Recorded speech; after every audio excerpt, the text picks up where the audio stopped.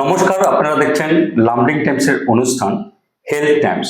এবার health Times অনুষ্ঠানে আমাদের সাথে আছেন সকলের পরিচিত গ্যাস্ট্রোলজিস্ট ডক্টর শঙ্কর রয়। নমস্কার স্যার। নমস্কার। Welcome to health times. নমস্কার, আমি doctor Shankar Roy, DM gastroenterology. আমি আমার এমডি মেডিসিন করেছি from AIIMS and then DM gastroenterology from PGI Chandigarh, and currently আমি নগাঁওতে প্র্যাকটিস করছি। আর মান্থলি একদিনের জন্য আমি এখানে রেগুলার সার্ভিসটা দিচ্ছি। স্যার, আপনার কাছ থেকে জানার চেষ্টা করব যে আমাদের মানে এই অঞ্চলগুলোতে আর কি, হোজাই বলুন, লামডিং, লঙ্কা বা আমাদের এই অঞ্চলগুলোতে মানে মেইনলি আপনি কি ধরনের মানে মানে আমাদের এই স্টমাক রিলেটেড বা এই ধরনের গ্যাস্ট্রোলজিক রিলেটেড কি ধরনের মানে পেশেন্ট আপনি বেশি পেয়ে থাকেন? আমাদের এই এরিয়াটাতে যেটা আমরা সব থেকে বেশি পাই, তো ওটা হচ্ছে ফার্স্ট গ্যাস্ট্রাইটিস, যেটা সবারই একটা প্রবলেম হয়, যেটাকে মেডিকেল ল্যাঙ্গুয়েজে ডিসপেপসিয়া বলা হয়। তো ওটা অনেক বেশি হয়। দেন সেকেন্ড হচ্ছে আজকাল যেটা মানে লাইফস্টাইল, মডার্ন লাইফস্টাইল হচ্ছে, ডায়েটারি প্যাটার্নটা একটু খারাপ হয়ে যাচ্ছে, তো ওটার জন্য ফ্যাটি লিভারটা অনেক বেশি পাওয়া যায়। তো ফ্যাটি লিভারটা যদি আপনারা আগে থেকে কন্ট্রোল না করা হয়, তো ওটা ইন লেটার স্টেজ এটা আপনার সিরোসিসে কনভার্ট হতে পারে। দেন ড্রিঙ্কস রিলেটেড যেগুলো লিভার ইস্যুস, ওগুলো অনেক পাওয়া যায়। তারপরে আপনার ক্রনিক কনস্টিপেশন থাকে, বা যেটাকে বলে ডায়রিয়া হয়, ডিসেন্ট্রি হয়, তো ওরকম জিনিস অনেক বেশি পাওয়া যায়। আর একটা যেটা অনেক কমন হয়, ওটা হচ্ছে আপনার যেটা ইনডাইজেশন বলে, মানে ম্যাল ডাইজেশন বা ইনডাইজেশন, কিছু খাওয়ার পর খাওয়াটা ভালো করে হজম হচ্ছে না, পেটটা ভারী ভারী লাগা, এইগুলো জিনিসগুলো সব থেকে বেশি পাওয়া যায়, কমন হয়ে যায় আর কি। এই মানে এই ডিজিজগুলো ম্যাক্সিমাম মানে পেয়ে থাকেন আপনারা এই আমাদের অঞ্চলটাগুলোর মধ্যে। স্যার, আপনার থেকে জানতে চাইবো যে এই যে গ্যাস, অ্যাসিডিটি, ইনডাইজেশন যে কমন প্রবলেম গুলো হয় আপনি বলছেন আর কি, এটার মূল কজটা কি, মানে কি কারণে ম্যাক্সিমাম মানে এই কারণটা কি? অ্যাকচুয়ালি এটা একটা মাল্টিফ্যাক্টোরিয়াল কজেস হয়। মানে গ্যাস্ট্রাইটিসটা একটা আমব্রেলা টার্ম হয়, যেটাতে আমরা সব কিছুই ইনক্লুড করি। বাট এটাতে আপনার gastritis, maldigestion, IBS, indigestion সবগুলো আসে। আর এটার ইম্পর্টেন্ট কজ হয়ে কতগুলো ইনফেকশন থাকে, যেরকম এইচ পাইলোরি ইনফেকশন হয়। কোনো সময় থাকে পেশেন্টের যদি মানে প্রপার ডাইজেস্টিভ এনজাইমগুলো কাজ করছে না, তো ওটার জন্য হয়, যেটাকে মেল ডাইজেশন বলে। কোনো সময় আপনার থাকে আইবিএস বলে, যেটাতে ইন্টেস্টাইনের যেটা মোটিলিটি বা ফাংশন, ওটা একটু প্রবলেমেটিক হয়ে যায়। তো এটা অনেক কারণ থাকে। কারো যেটা মানে ডায়েটারি প্যাটার্ন যদি খারাপ থাকে, ডায়েটারি ফাইবার ইনটেকটা কম হয়, জলের ইনটেকটা কম হয়, বা যদি কারো স্মোকিং, অ্যালকোহল ইনটেকটা বেশি হয়, এই সবগুলোই আপনার এই গ্যাস্ট্রাইটিস জিনিসটা করতে পারে। আচ্ছা স্যার, আরেকটা আপনার কাছ থেকে জানার চেষ্টা করবো যে অ্যাকচুয়ালি আমরা কেউ চাই না যে আমাদের পেটের রোগ হয়, কিন্তু দেখা যায় যে আজকাল এই মডার্ন লাইফস্টাইলে ম্যাক্সিমাম প্রবলেমগুলো হয়ে থাকে। তো কি ধরনের মানে ডায়েট, মানে হেলথি ডায়েট নেওয়া উচিত আপনার থেকে আপনি একটু বলবেন কেমন? ফার্স্ট অফ অল তো আপনার যেটা করতে লাগবে ওটা হচ্ছে মানে যত পারা যায় প্রসেস ফুডটা অ্যাভয়েড করতে লাগে।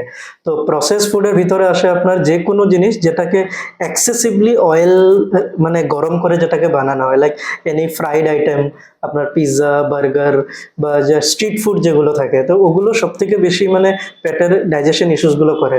প্লাস ওটা মানে হাইজেনিক থাকে না, তো ওটার জন্য আপনার ওই এইচ পাইলোরি ইনফেকশন ওটাও অনেক বেশি হওয়ার সম্ভাবনা একটা থাকে। এটার উপরেও মানে প্লাস যেটা আরেকটা রিজন হচ্ছে, ওটা হচ্ছে যেরকম আমাদের ওই আপনাদের যেটা ননভেজ ফুডটা হয়, তো অনেকে মানে ননভেজ ফুডটা কেমন করে খেতে হয় কি হয় ওটাও জানে না। There is a concept like red meat, মানে যেটা হচ্ছে আপনার মাটন বা পর্ক, এগুলা যেগুলো থাকে, তো ওই জিনিসগুলো ডাইজেশনের জন্য বডির অনেক বেশি মানে এনার্জি, ডাইজেস্টিভ এনজাইমের দরকার পড়ে। তো বেটার হচ্ছে মানে রেড মিটটা অ্যাভয়েড করা, আর ফাইবারটা ইনটেকটা বাড়ানোর জন্য, তো ওটার জন্য আপনার এক্সেসিভ ফ্রুটস, ভেজিটেবল ওটা নেওয়াটা দরকার, আর জলটা বেশি খাওয়া দরকার। প্লাস লবণটা একটু মডারেট অ্যামাউন্টটা খেতে লাগে, মানে ইট শুড নট ইনক্রিজ মোর দেন 4 গ্রাম লবণের যেটা কোয়ান্টিটি। আর যেটা প্রসেস বা আপনার যেটা ওই হাই ডেন্সিটি মিষ্টি যেটা থাকে, লাইক অনেক বেশি প্রপার মিষ্টি, যেটা ওই জিনিসটা অ্যাভয়েড করতে লাগে। কমপ্লেক্স কার্বোহাইড্রেট যেগুলো থাকে, যেখানে ফাইবার বেশি থাকে, ওগুলো ট্রাই করতে লাগে। অ্যান্ড যদি আপনি ননভেজ খেতেই হয়, তো বেটার টু গো ফর মানে ফিশ বা এগ হোয়াইট যেটা থাকে, হোয়াইট পোর্শনটা, ওটা বেশি বেটার হয়। অ্যান্ড আপনার হচ্ছে চিকেন যেটা খাওয়া হয়, মানে আপনার চিকেনের এই অয়েলি লেয়ারটাকে সরিয়ে, তো these are good food. Sir, একটা কথা, এই যে বাচ্চারা আজকাল বাচ্চারা দেখুন মানে ম্যাক্সিমাম বাচ্চারা তো চিপস তো লাগেই ডেলি, চিপস, চকলেট এগুলো লাগবেই, ঠিক আছে। কিছু মানে সুইটস আইটেম গুলো বেশি খায় বাচ্চারা। তো এটা আবার ম্যাক্সিমাম বাচ্চাদের দেখা যায় যে খুব পেটে ব্যথা হয়ে যায়, টিনেজার বাচ্চা বলুন, ছোট বাচ্চা বলুন নাকি স্যার। তো কাইন্ডলি একটু অ্যাডভাইস দেবেন নাকি 100? যে মানে যত বেশি পারা যায় মানে they should avoid this kind of food, যেটা প্রসেসড ফুড বা আপনার যেটা থাকে না মানে আনহাইজেনিক ফুড, বিকজ বাচ্চাদের ডাইজেস্টিভ সিস্টেমটা এমনি ইমেচিওর থাকে। তো ইভেন যদি বড়রা কিছু হ্যান্ডেল করতেও পারে, বাচ্চারা একদমই হ্যান্ডেল করতে পারে না। তো প্রিফারেবলি তো অ্যাটলিস্ট মানে 10-12 বছর হওয়ার আগে পর্যন্ত কোনো ধরনের প্রসেস ফুড দিতে লাগে না। আর যদি এরকম কিছু খাওয়ার ডিমান্ড করে মানে try to make it at home, বাড়িতে বানিয়ে দেন, ওটা বেটার হবে রাদার দেন কি আপনি বাইরে থেকে কোনো একটা কিছু দিয়েছেন। আর যেগুলো আপনার এই কুরকুরে, চিপস, এগুলো অলরেডি মানে অনেক বেশি মানে প্রসেস ফুড এসব থাকে। তো ওটার জন্য আজকাল দেখা যায় অনেক বাচ্চাদের মানে ইভেন কম বয়সে 12-13 বছর থেকেই গ্যাস্ট্রাইটিস বা এই কোনো সময় ডায়রিয়া হচ্ছে, কোনো সময় ডিসেন্ট্রি হচ্ছে, এই সবগুলো জিনিস খেলেও মানে কম খেতে হয় নাকি? মানে যতটুকু পারা যায় অ্যাভয়েড করতে লাগে। আরেকটা কথা যে আজকাল দেখা যায় বাচ্চাদেরই হোক বড়দের ফ্যাটি লিভার, যেটা ফ্যাটি লিভারটা খুব কমন, যেটা আপনি বললেন একদম। আর কি। তো এটা মূল কারণটা কি, আর এইভাবে কিভাবে আমরা ফ্যাটি লিভার থেকে সেফ থাকতে পারবো? আসলে ফ্যাটি লিভারটা হচ্ছে মানে যখন মানে লিভারে একটা অতিরিক্ত মানে ফ্যাটি লেয়ার এটা এসে যায়। তো ওটাতে ফার্স্ট অফ অল মানে এটা হচ্ছে যে ফ্যাটি লিভারটা শুনলেই ভয়ের কোনো কারণ নেই। ফ্যাটি লিভারটা ডিজিজ না, ডিজিজটা হচ্ছে তার আন্ডারলাইং কজটা কি। তো ওটা আপনার যদি বডিতে মানে এই লিপিড প্রোফাইলটা খারাপ থাকে ওটা থেকে হতে পারে, যদি আপনার ওয়েটটা বেশি আছে ওটা থেকে হতে পারে, যদি আপনার ডায়াবেটিস আছে ওটা থেকে হতে পারে, বা আপনার যদি অ্যালকোহল ইনটেকটা আছে ওটা থেকেও আপনার ফ্যাটি লিভারটা হতে পারে। তো ফার্স্ট অফ অল এই কারণগুলো জানার চেষ্টা করতে লাগবো।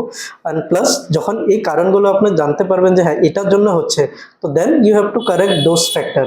যদি ড্রিঙ্কসের হ্যাবিট আছে, সব থেকে আগে আপনি ড্রিঙ্কসটা বন্ধ করতে লাগবো। যদি আপনার ডায়াবেটিস আছে বা আপনার ওয়েট বেশি আছে, তো আপনার ওটা কন্ট্রোল করতে লাগবো। তো এই ড্রিঙ্কস থেকে কি ধরনের মানে প্রভাব পড়ে লিভারে, বা কি ধরনের ডিজিজগুলো হয়? There is no amount of alcohol which is safe. যদি গ্যাস্ট্রো রিলেটেড স্পেসিফিক্যালি জিজ্ঞেস করেন, সব থেকে কমন যেটা এফেক্ট করে ওটা লিভারে পড়ছে। আপনার ফ্যাটি লিভার হতে পারে, ফ্যাটি লিভারটা পরে গিয়ে আপনার অ্যালকোহলিক হ্যাপাটাইটিসে কনভার্ট হতে পারে, আর ওটা যদি আরও বেশি ড্রিঙ্কস করেন লাস্টে গিয়ে সিরোসিস হয়ে যেতে পারে। সিরোসিসে কি হয়, আপনার পেট ফুলে যায়, চোখ হলদা হয়ে যায়, আপনার ব্লাড ভমিটিং আসতে পারে, বা আপনার ইভেন অনেক লেট স্টেজে গিয়ে আপনার লিভার ট্রান্সপ্লান্টেরও দরকার পড়তে পারে।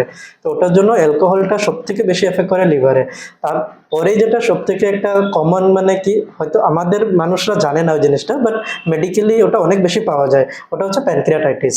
অ্যালকোহলটাই আপনার সিরোসিসটা করে লং টার্মে, বাট ইভেন একদিনের একটা অ্যালকোহলিক পার্টির পরেও পেশেন্টের প্যানক্রিয়াটাইটিসটা হতে পারে। বলে সারা জীবন ড্রিঙ্কস করেনি, জাস্ট আজকে ফার্স্ট টাইম করলাম, তাও আপনার প্যানক্রিয়াটাইটিসটা হতে পারে। তো ওটা একটা অনেক বেশি সিরিয়াস ইস্যু। তো pancreatitis is a very important thing.